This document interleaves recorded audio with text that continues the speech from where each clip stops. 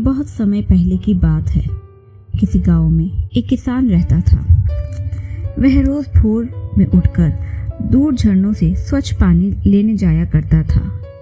इस काम के लिए वह अपने साथ 2 बड़े घड़े ले जाता था, जिन्हें वो डंडे में बांधकर अपने कंधे पर दोनों ओर लटका लेता था। उनमें से एक घड़ा कहीं से फूटा हुआ था और दूसरा एकदम सही था।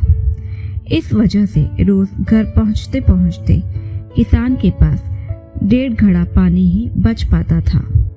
ऐसा 2 सालों से चल रहा था। सही घड़े को इस बात का घमंड था कि वो पूरा का पूरा पानी घर पहुंचाता है और उसके अंदर कोई कमी नहीं है।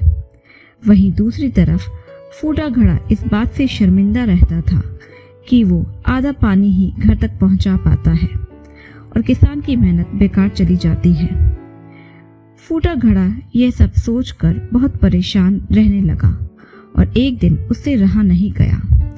उसने किसान से कहा, मैं खुद पर शर्मिंदा हूँ और आपसे क्षमा मांगना चाहता हूँ। क्यों? किसान ने पूछा।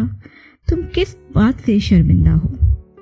शायद आप नहीं जानते, पर मैं एक जगह से फूटा हुआ हूँ और पिछले 2 सालों से मुझे जितना पानी घर पहुंचाना चाहिए था, बस उसका आधा ही पहुंचा पाया हूँ।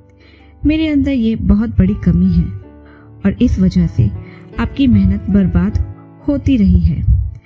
फूटे घड़े ने दुखी होते हुए कहा।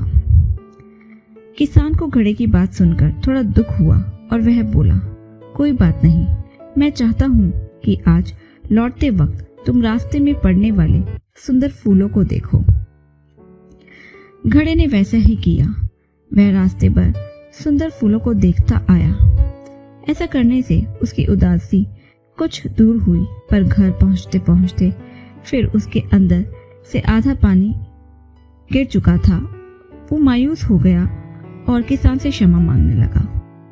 किसान बोला, शायद तुमने ध्यान नहीं दिया। पूरे रास्ते में जितने भी फूल थे वो बस तुम्हारी तरफ ही थे। सही घड़े की तरफ एक भी फूल नहीं था। ऐसा इसीलिए क्योंकि मैं हमेशा से तुम्हारे अंदर की कमी को जानता था और मैंने उसका लाभ उठाया। मैंने तुम्हारे तरफ वाले रास्ते पर रंग बिरंगे फूलों के बीज बो दिए थे। तुम रोज थोड़ा थोड़ा करके उन्हें सींचते रहे और पूरे रास्ते को इतना खूबसूरत बना दिया।